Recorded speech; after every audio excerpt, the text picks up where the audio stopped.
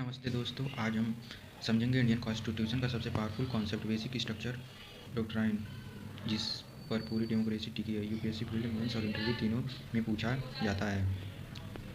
Basic structure of doctrine क्या है?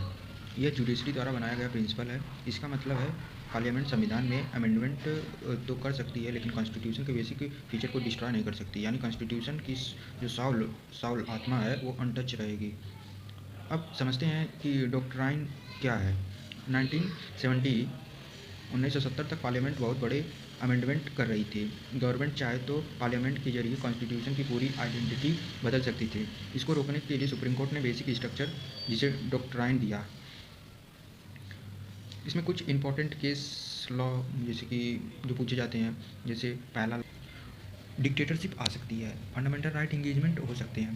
जो बेसिक स्ट्रक्चर इंश्योर करता है कॉन्स्टिट्यूशन की स्टेबिलिटी, डेमोक्रेसी सुरक्षित होती है, right to protect power balance, legislature versus judiciary versus executive.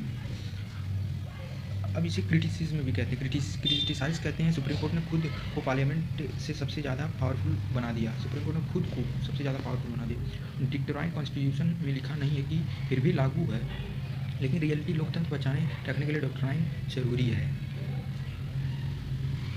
तो अपने आंसर कीवर्ड में जरूर डालें। Judicial creativity, checks and balance, constitutionalism, spirit of the constitutions, landmark, judicial constitutions. दोस्तों, ये था बेसिक स्ट्रक्चर डॉक्ट्राइन का पूरा आसान एक्सप्लेनेशन। और आप चाहते हैं कि इस टॉपिक पे पूरा आंसर राइटिंग भी तैयार करूँ तो कमेंट दीजिएगा। Thank you.